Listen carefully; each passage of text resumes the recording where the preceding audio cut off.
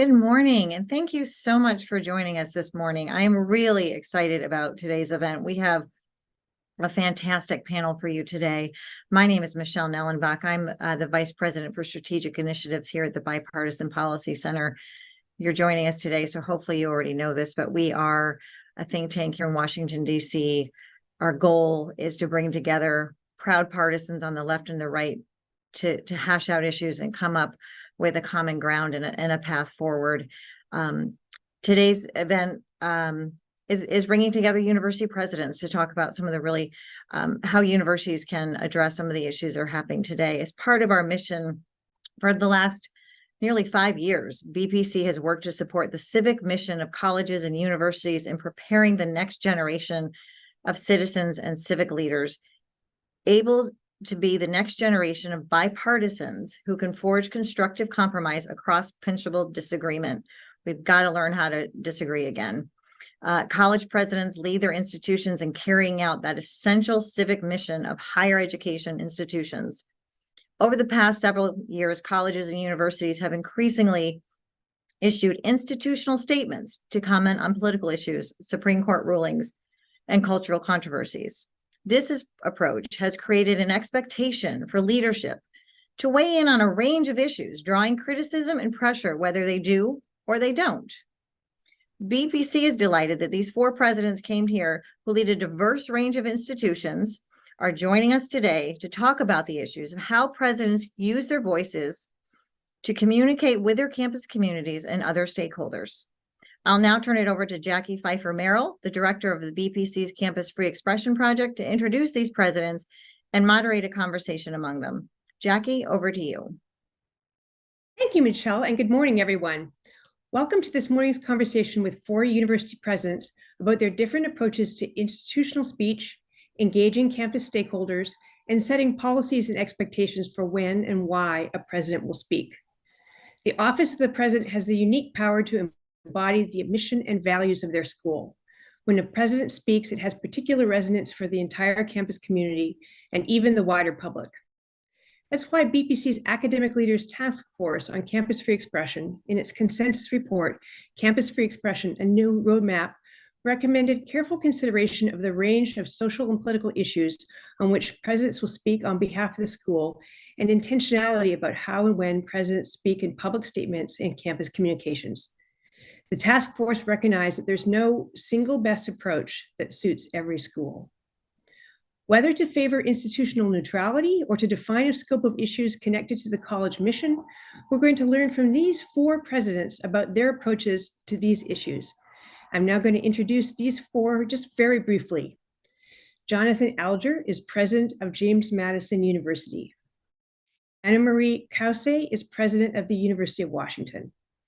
Jonathan Sanford is president of the University of Dallas. And Lori White is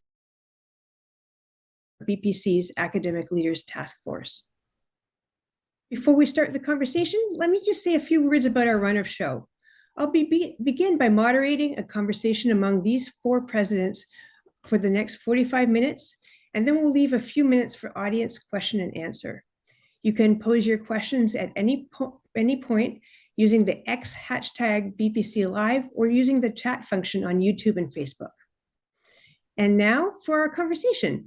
And I'd like to begin with a round robin amongst the 4 of you about the principles that guide your thoughts and considerations on these issues. And President White, I'd like to begin with you. Very early in your presidency, you published a presidential messages protocol. Can you tell us what are the principles in that protocol? Sure. Thank you, Jackie. And thank you so much for inviting me to be a part of this conversation. I appreciate in your introduction, you said there is no one or right way to approach the way in which the president decides whether and how to communicate internally and externally. As a new president, I assumed office in 2020. I thought it was important early on for me to be very clear with my community when they could expect to hear from the president, because the president's voice is so important. And so I have published on my website a presidential protocol, which really says that there will be particular instances when the campus community can expect to hear from the president. And I am not always the only voice that might have expertise on a particular issue. I might not be the only voice that is needed when the campus is in crisis. And I thought it was really important for my campus community to understand when they could expect to hear from me or hear from the Vice President for Academic Affairs or the Vice President for Student Affairs or a faculty member, depending on the particular issue. Well, thank you for that. And I will perhaps come back to the question about whether you would recommend having that public statement for others.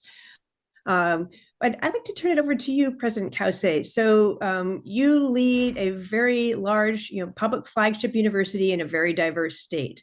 What are the principles that guide you? Yes, I should probably say that I love the fact that Lori published hers. We did come up with a set of guidance that we do share with our deans and our chairs, et cetera. We don't have it up on the website, and maybe we should, but we did come up with a set of guidelines, particularly in terms of when we are going to comment on local, national, or international events, as opposed to, let's say, something about National Hispanic Month or, something of that sort. And like I say, we do share it with our leaders, and I do highly recommend having some basic guidelines, although it's still a bit of an art. There's no question. So, for example, we want to know, is it an event that affects a large group of UW students, faculty, or staff? Does it significantly impact our campus operations? So if we're going to close something down, et cetera. Does it involve the death or serious injury of a student, faculty, or staff members? One of our recent graduates actually was killed during the Hamas attack, and that was affecting our campus. So that was something that we thought about. Is it creating a high level of stress among our community members? Again, are there direct inquiries or social media chatter? So we have a number of things that we look at. I want to be clear. I think that no matter how specific you are, that there is an art involved, but I do think it helps. You don't want to, during a crisis, it's not the time to be trying to figure these things out. And I also, one more thing I want to mention is that the more that you put out statements, it waters the others down. And so I think that you really do want to be very cognizant of, when you're going to say something. The need for art, and there's no one policy that can describe everything and anticipate everything. President Alger, so you also lead a large public university, not in a big city, but in Shenandoah Valley. Tell us what applies. How do you think about these questions?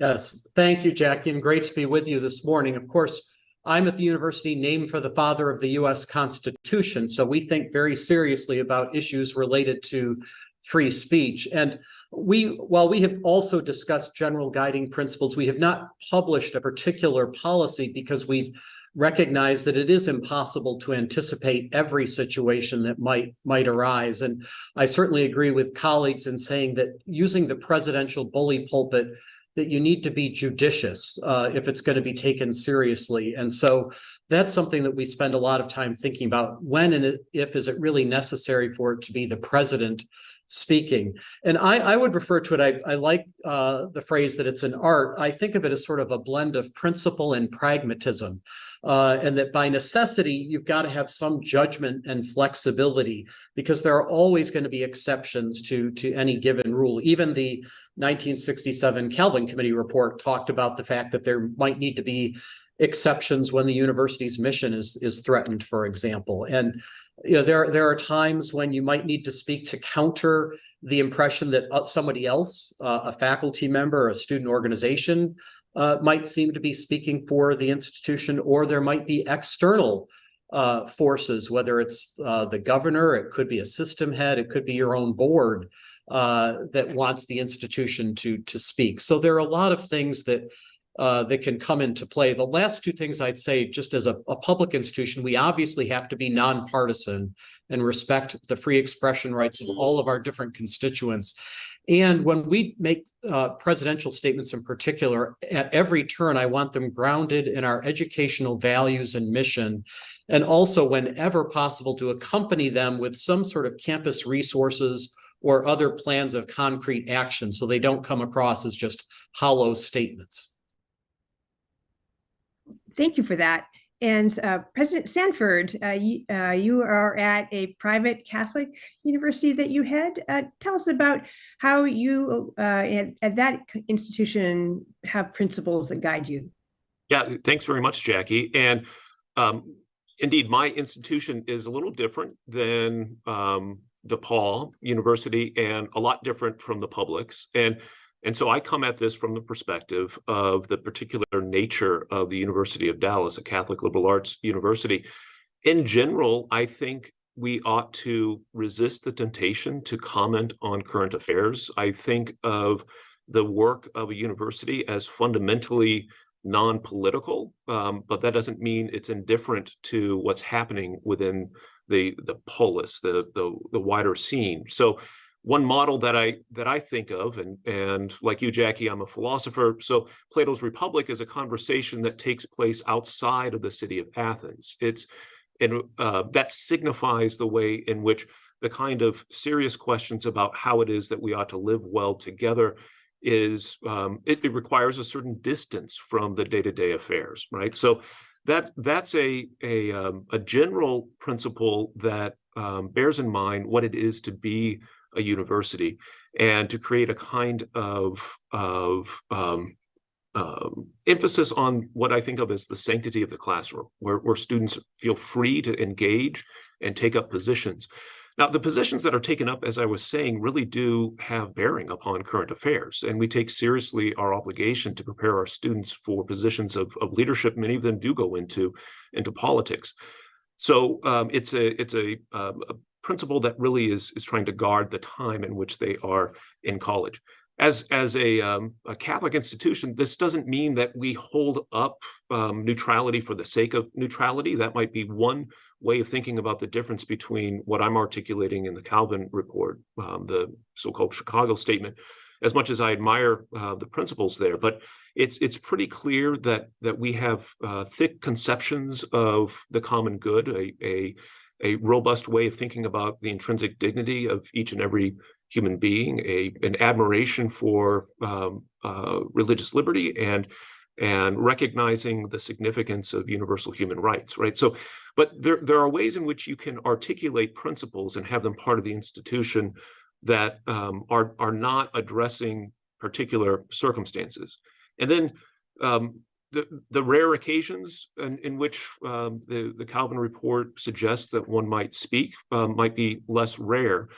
In thinking about the need to protect the mission of an institution, and this is an important distinction for me is internal versus external communication. So it's common for me to send notes to students, faculty, and staff if we have a student who's passed away, or a beloved faculty member, or even with respect to a current affair that we know is affecting our community.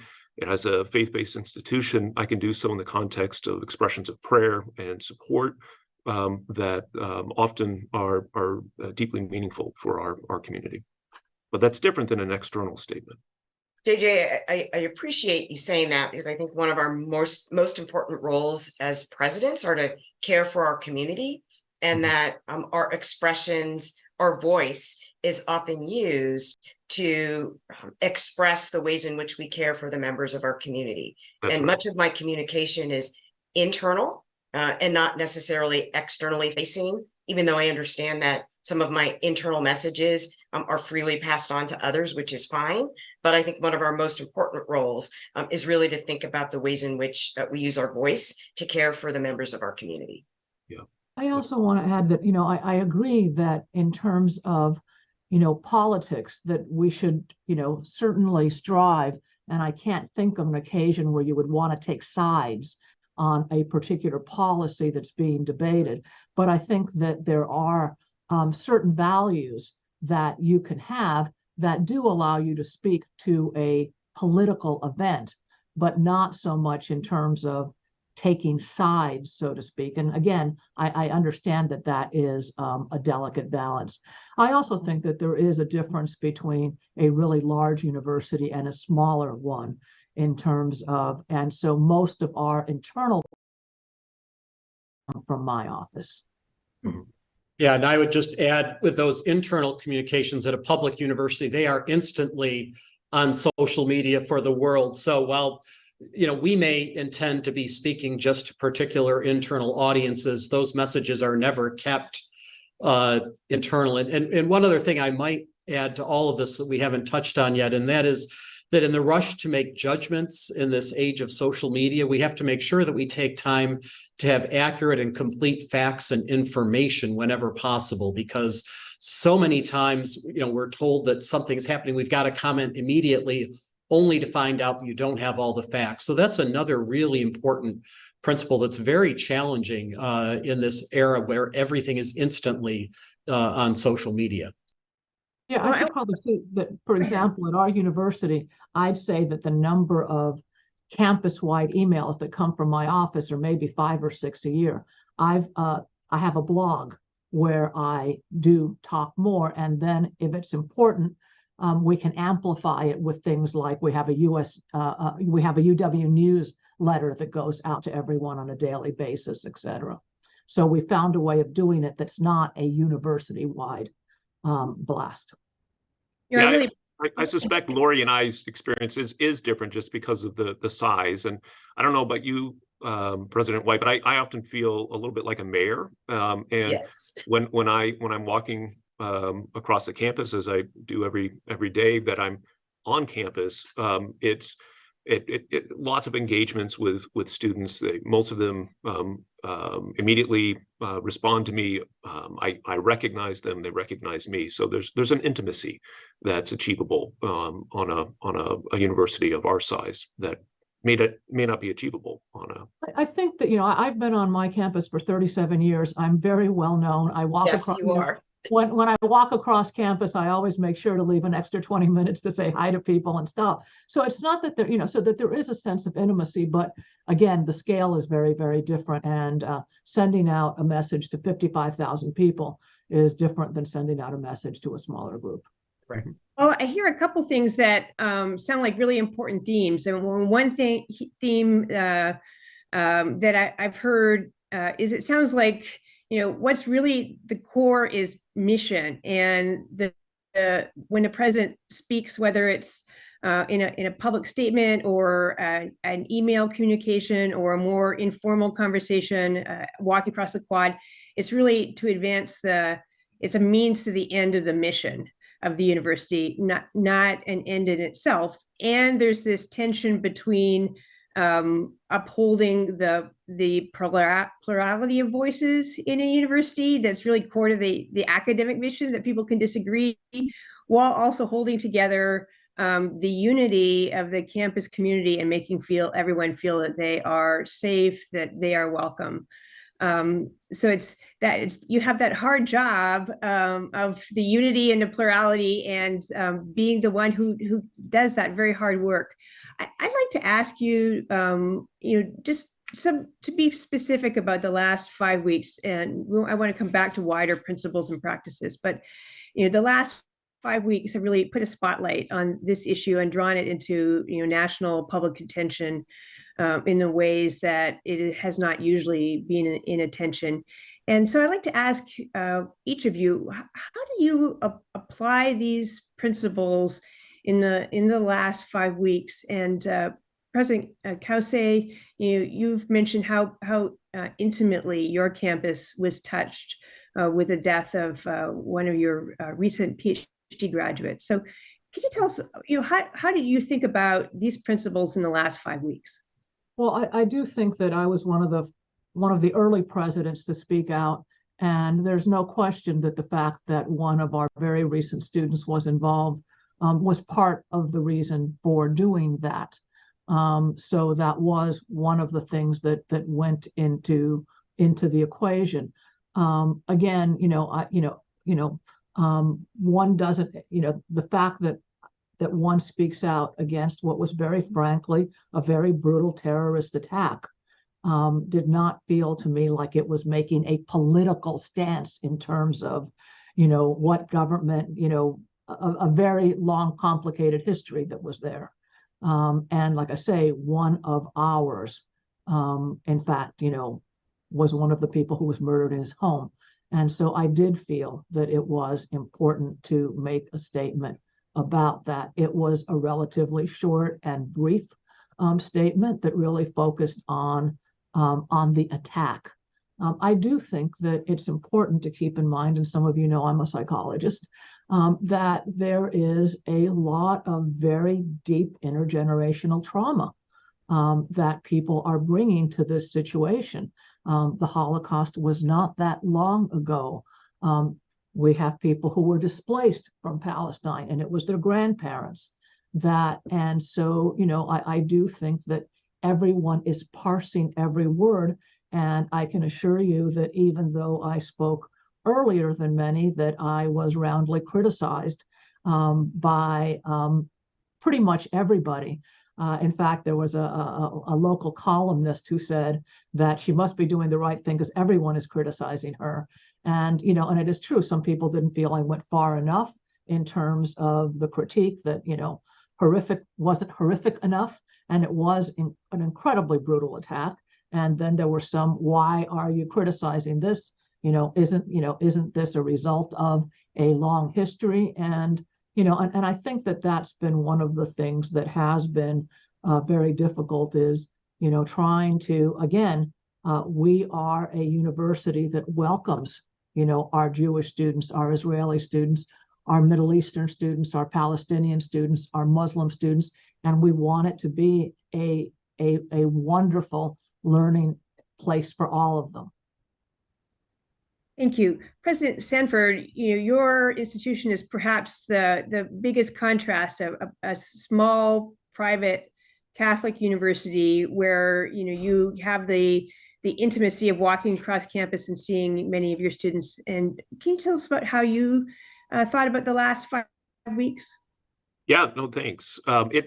It really became the occasion for me to articulate some of the principles I was describing earlier. I have not commented on other current events in the past. We do have a number of Jewish students, Muslim students, Palestinian students. I was receiving a lot of requests that were putting a great deal of pressure on me to issue some sort of statement.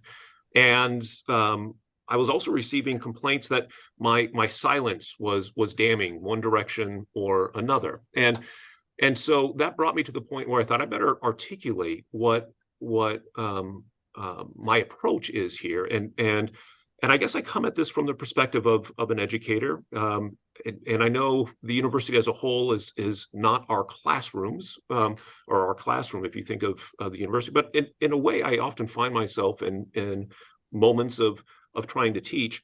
And I had an experience when I was first starting out my career. I was teaching in New York City at Fordham University when the terrorist attacks happened there on 9/11. I was teaching a course on ethics, and we happened to be focusing on justice.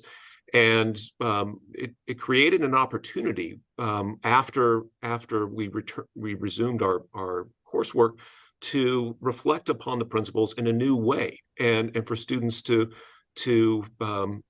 see the stakes of different positions on justice. And what I found I had to do a lot was to protect the classroom environment so that the charged emotional perspectives that were coming out from different directions didn't dominate the opportunity to really dig in and reflect upon what's right.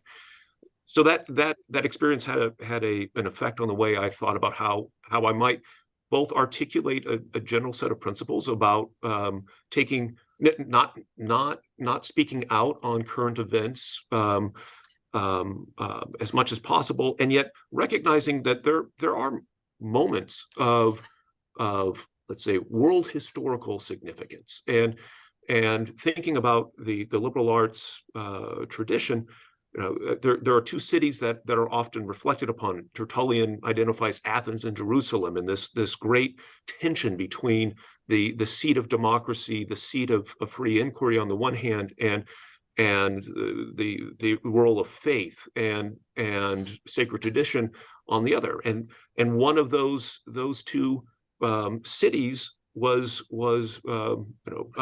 in chaos because of the attacks of Hamas, and so I used the same occasion to reflect upon a general set of principles and to articulate how the principles that the institution holds dear: intrinsic dignity of the human person, the elements of just war theory, where intentionally intending or directly intending the death of civilians is an unacceptable move, right? So there are principles that I brought to bear to help guide reflection upon what was happening in Israel and Gaza right now, and said, identifying facts as facts where good and evil are really at stake, is not taking a political position and saying,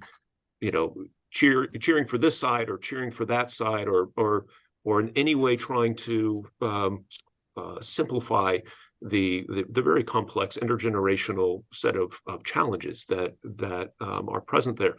And I hope it all fit together, right? I can see how somebody could say, well, you did just comment on a current political and military affair, but it was in the context of articulating principles that can help guide reflection, the way in which we might each do this in a classroom with our students, and hoping then that our students, our faculty, our staff, others in our community would wrestle with those principles in a way that led them to their own political conclusions. But I didn't see it as my role to do that.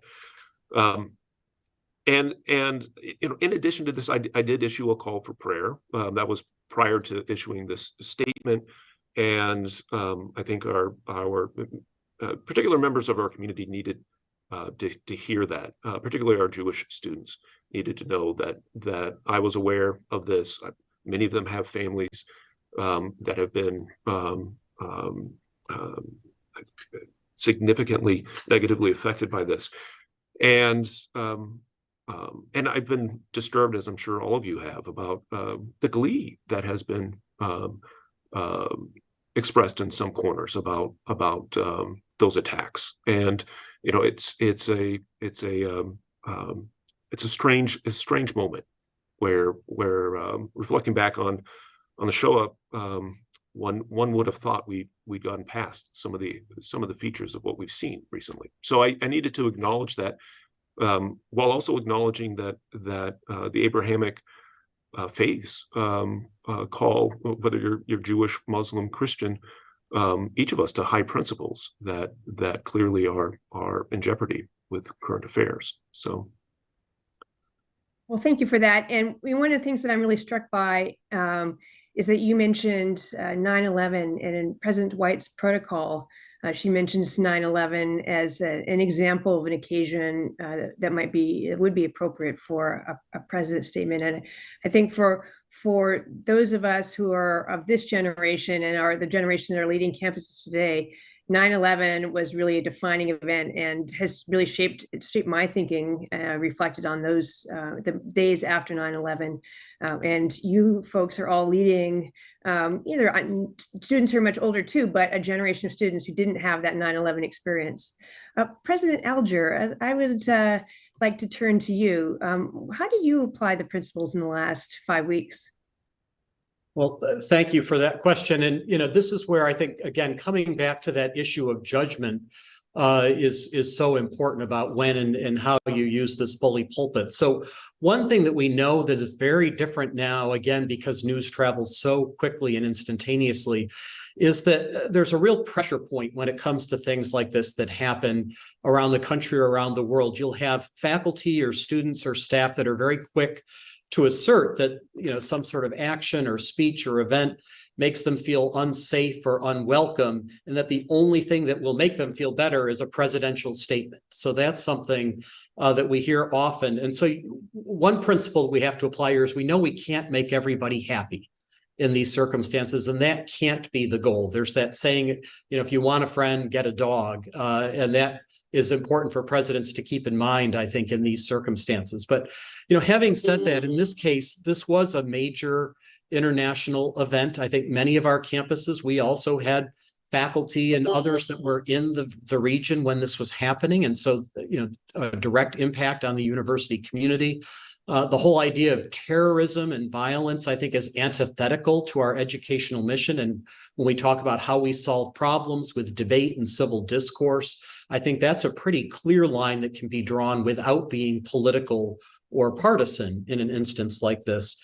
And then we took it, again, in a brief statement, as an opportunity to restate institutional values of mutual respect, civil discourse, careful listening, calling on the community to reinforce empathy and kindness and caring, because we are a learning community, not just a set of isolated individuals. We listed additional resources so students and others would know where to go if they needed help. And then finally, one thing that we did in this particular occasion, and I've done this only once or twice before, but we had all of our vice presidents sign the statement along with me as sort of a show of unity, that this was bigger than any one of us.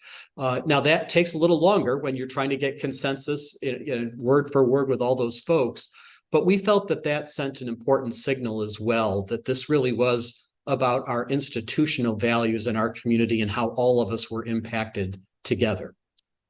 Yeah. If I might add, Go ahead. I think one of the things that was very different about this than 9/11 is 9/11 wasn't divisive. I mean, we did see some Islamophobia afterwards that we had to speak out against, but in the immediate aftermath, it was, we were all, in fact, it brought people together.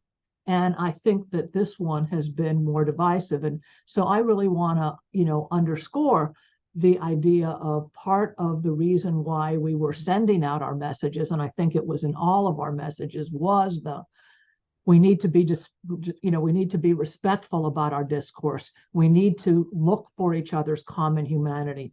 We don't let this divide us. And I think it was an important statement for us all to be making, because unlike 9/11, this was a much more divisive situation. We also didn't have the same social media environment when 9/11 happened that we have now. And I see so many commonalities with my colleagues in terms of how I've reflected also on the last 5 weeks and how that's impacted my communication protocol. Like JJ at the University of Dallas, we too were founded as a historically religiously affiliated university. We are historically affiliated with United Methodist Church and John Wesley. And John Wesley's philosophy, while a Methodist, was really ecumenical in making sure that all faiths were invited to the table. And our university has always had students from all faiths represented. And so I thought it was really important to affirm support for our Jewish students, as well as affirming support for Muslim students, and affirming support, of course, for students who represented different religious traditions. And so in my reflection to the community after October the 7th, my message certainly underscored our United Methodist heritage, and that our United Methodist heritage called us to support all faiths. I also, we spent a lot of time, at least in the beginning of this conversation, talking about the Calvin report at the University of Chicago, which advocates for neutrality. One of my other presidential role models is Father Ted from the University of Notre Dame, who, if you will remember about Father Ted, thought it was important to speak out during the civil rights movement in particular, to use his platform as president of the major Catholic university in the country to say that it was really important that presidents speak out in support of civil rights. And so in my communication protocol, it talks about that there are moments when presidents should be using their voices to speak out about issues of importance of the day. And so I thought it was important to use my voice, as many of you have, to condemn the atrocities of Hamas, to condemn the killing of our Jewish brothers and sisters, and at the same time also provide support for our Palestinian brothers and sisters. And so my message to the campus underscored how important it was for me to use my presidential voice to condemn the atrocities that we saw happen in Israel. And then, Jonathan, as you said, and as all of us have reinforced, it was also important for us to remind people of the resources that we had available on campus for those folks who were really suffering, whether that was our Office of Spiritual Life, whether that was our counseling center, whether that was other resources that were available to members of our campus community. Yeah, perhaps to give an example on a different topic, but how you can make a clear statement while still maintaining political neutrality is, for example, when our state was having some debates about, we were an anti-affirmative state, anti-affirmative action state before the Supreme Court decision, and there was a consideration at one point of reinstating affirmative action, and I made a statement that did not say yes or no, but that talked about how we were affected and how it would affect us and what we could do or couldn't do if we had affirmative action or didn't. So we talked about the consequences, how this would affect our university. And after the Supreme Court, I made a very clear statement that we were very much still, very much focused on our values of inclusivity and access, etc., but never actually taking a statement, taking a position one way or another, stopping just shy.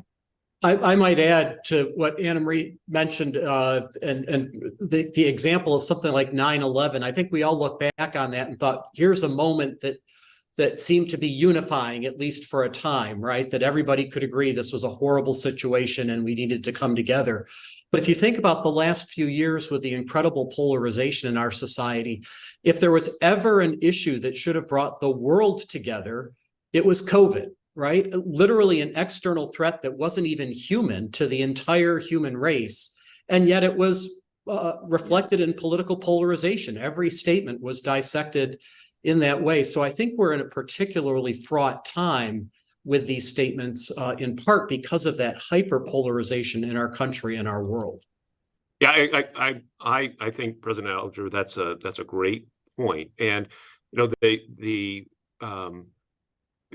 the question that I keep wrestling with and trying things out is how to get our students in particular to not politicize everything, right? So it really is the classroom. We have a lot of seminar classrooms, a lot of argumentation, right? Learning how to argue without quarreling, learning how to articulate your interlocutor's position in a way that does justice to what they're actually saying, learning to listen and engage.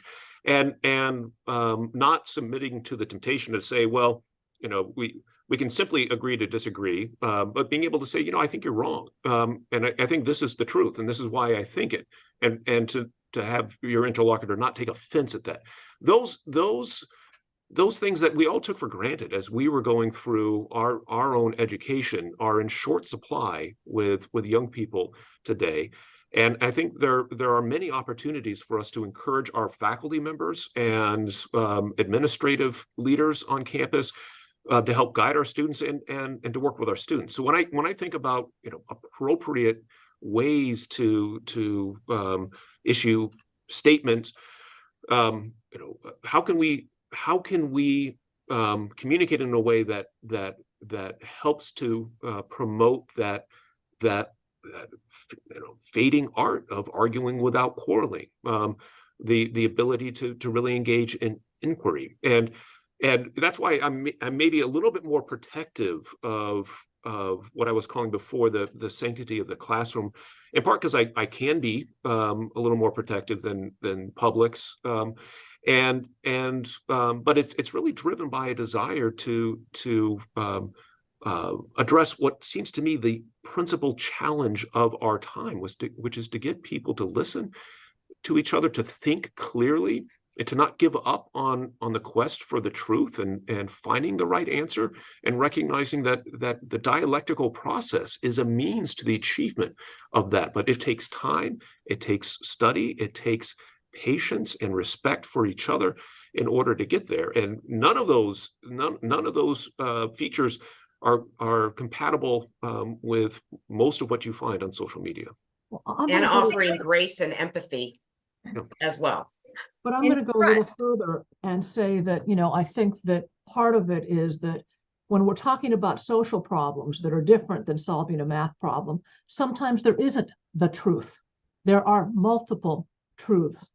And that, that we live in a society right now where it is winner take all, and that people are having a hard time dealing with the fact that there can be multiple positions, and that if someone disagrees with you, it doesn't mean that they're bad.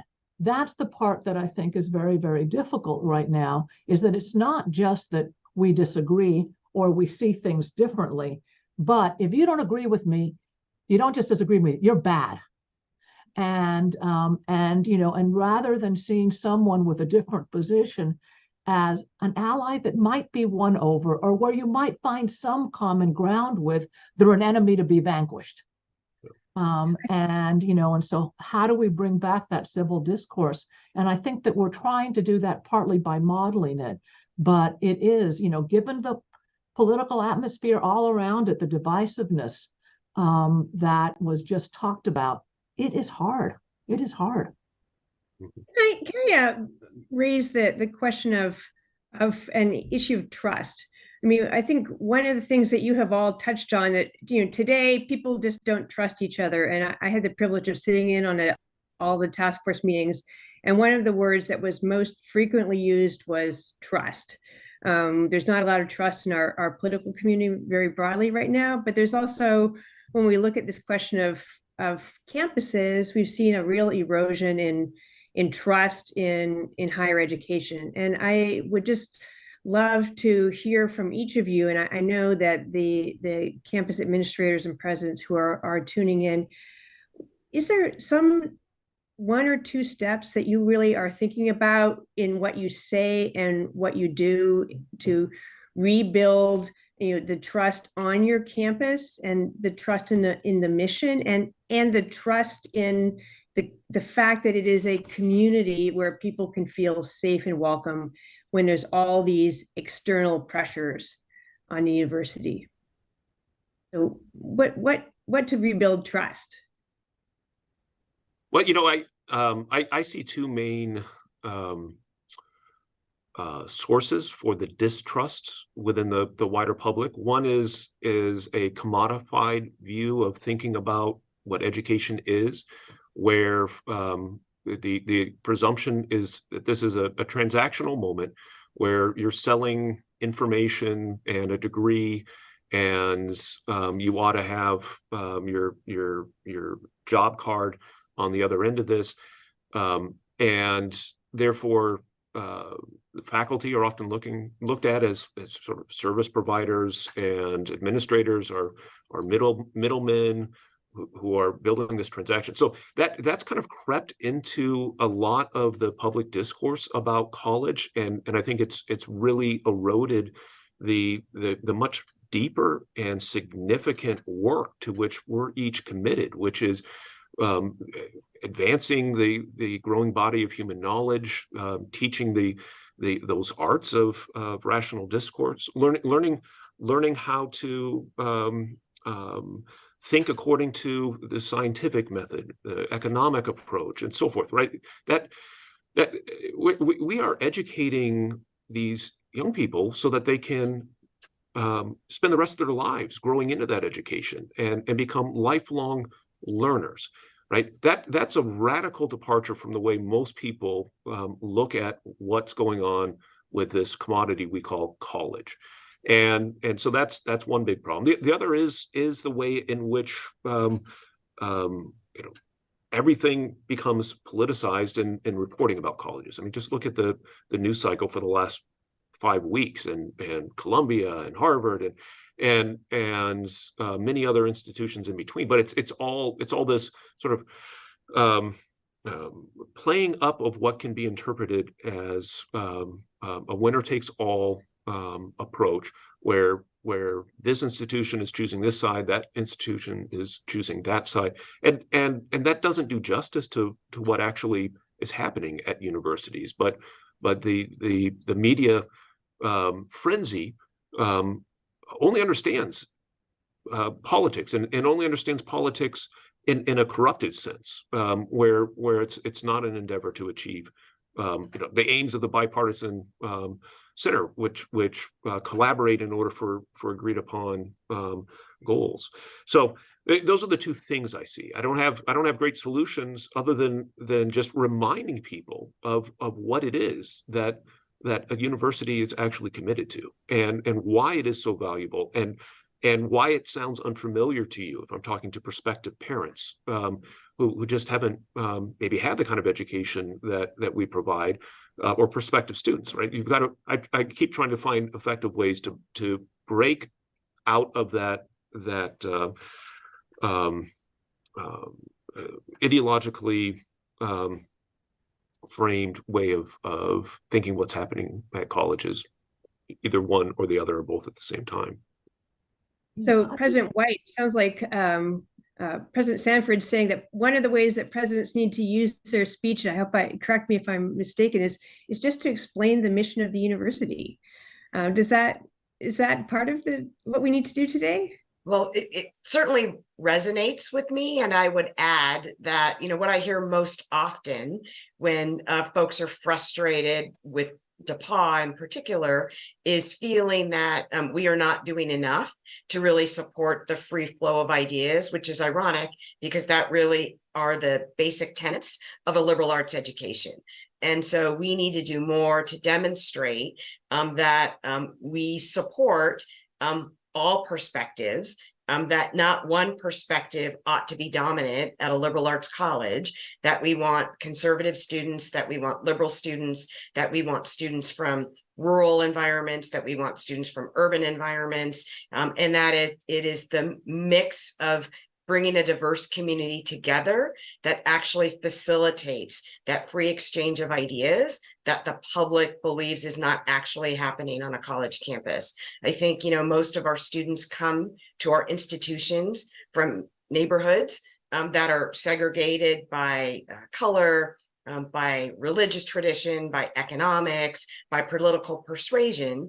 And so to expect young people coming from these homogeneous environments to figure out on the first day of their freshman year how to engage in dialogue across difference is really expecting a lot. And so our responsibility is to create an educational experience that really results in teaching our students and giving them the tools to engage in these really difficult conversations in an environment where they're not great role models externally. Well, I want to remind our audience that you can ask questions using the chat function on YouTube or Facebook or at X, BPC Live. And I want to ask one of the first questions that has come in. The Kelvin report, as President Elder mentioned, allows exceptions, and those might be justified in different ways depending on whether the school is a public or private, secular or religious. But do you agree or not that the rule ought to be neutrality when it comes to primarily political issues, climate change, foreign policy, Supreme Court opinions like Dobbs, and issues that do not bear immediately on the basic functions of the university? I will, does one of you want to leap in first? Sorry. Go ahead.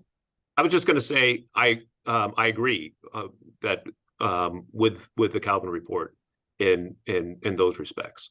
I just think that the situation is more complex than might have been appreciated at that time. But on Supreme Court decisions, on foreign policy, on current political affairs, I think that we jeopardize the work going on in the classroom if we can have a chilling effect if we start weighing in, and that creates a tension with what it is that a university needs to be dedicated to. I think certainly exceptions. I worked at Washington University in St. Louis when Michael Brown was killed a few blocks away from the institution, and there was no way that the institution could not respond when this was an issue that happened literally right around the corner from the institution. And so I think, again, depending on the situation and the issue, there may be times where the university feels that it has a moral obligation to make a comment and to engage. Well, I think that the question, if you look at the whole question, gave a perfect example of why it is so that, it's not that I disagree with the report, but why the combination of exception and political gives you not much to really guide you. And what I mean by that is the question included climate. Okay. I do think that we are fact-based organizations, and the overwhelming evidence is that there is some human role in climate change. And I think that it would be that to not take, a position on that. Again, I think it's important to be clear that, that there is some room for difference. Absolutely. But to basically say that you need to be politically neutral on that, to me, it's like, we are fact-based organizations, and we do, and we have to, use those facts to inform policy. And so, I do think that the very question makes clear what the problems are with trying to follow that, whether you agree with it or not. Yeah, I would just add, when I think about our missions and how we think about our roles in society now, it's changed quite a bit. This idea of being the isolated ivory tower is not the way we describe our institution at all. We're the exact opposite. We talk about being the engaged university, engaged with ideas and the world. And, we've already talked about, even with international events, you may have students and faculty right literally in the middle of the crossfire. That's very different than the way it might have been 50, 60, or 100 years ago. So there are a lot of nuances. That's why I keep coming back to words like judgment that have to be involved here, because it's very hard to just make these bright lines. Yeah, the example I've sometimes given, because sometimes people, first of all, I think it's important to be clear that compared to other institutions, universities still have more trust. That this is not about lack of trust in universities, but institutions in general. But the example I gave, and it underscores what Lori was talking about in terms of we have people growing up in segregated neighborhoods all of a sudden being together, is that when I did my graduate work at Yale, I was in a dorm that was kind of interesting. It was a graduate student dorm. I stayed home for undergraduate. Good Cuban girls don't leave home. And so it was my first time away. I lived in graduate student dorms. There was one big room with a fireplace that was beautiful, a bathroom in between, and then a really small room. Well, it's because at those points, the all-white men at Yale brought valets with them. I mean, talk about homogeneous. There wasn't those issues of people coming from all over the place with different perspectives and different lifestyles and different lived experiences.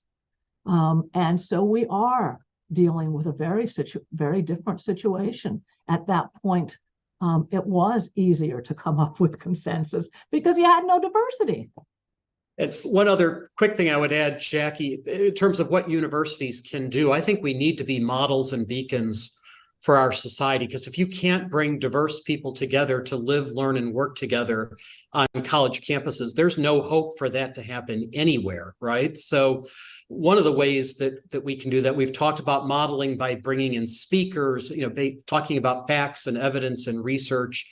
Another thing we can do is to train our students, to teach them the skill sets to engage in this. And that means often letting them take the lead to be trained facilitators. We did this, for example, after the 2016 election, when there was a lot of angst on college campuses. And it turned out that having the students be facilitators for one another when there wasn't that power differential, if you will, with administrators was very powerful, because the students developed that sense of agency that, yes, we can have a say in this, we can learn skills in how to engage in that kind of civil discourse with one another. So I think that's really important at every turn, to go back to thinking about our educational mission. You know, I think there's a lot of commonality in terms of where we want students to be. I mean, I'm a little interested in Jonathan, your way of thinking about engagement with the world. There might be a disagreement there in terms of point of emphasis for me, but not because of where you want to lead them, right? What I'm concerned about is the way in which our students can't disengage with the world adequately in order to engage with each other. And the best way to engage with each other is not through just having conversations. Friendship is really formed when one develops a common love for something, or has a passion about something. And this is why the curriculum really matters, where you're in the classroom, you're wrestling with whether Achilles or Hector is the greatest hero, or you're wrestling with whether or not human beings really have a mind-body problem and what that means, or what have you, right? So the classroom can create this set of common objects about which people learn to argue, but you can only do that if you sufficiently disengaged from what's happening on the outside, right? So I think of this in terms of the vocation of the student.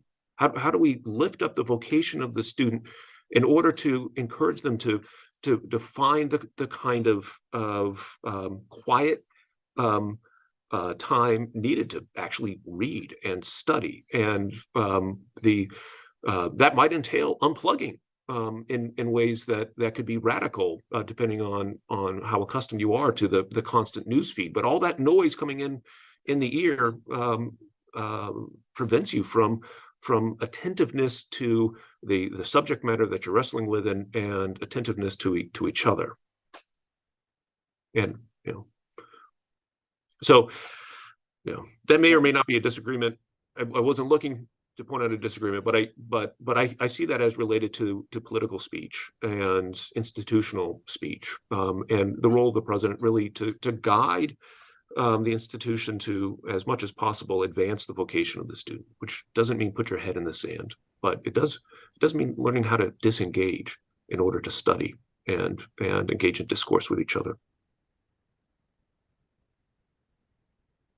President Al, did you want to reply, or?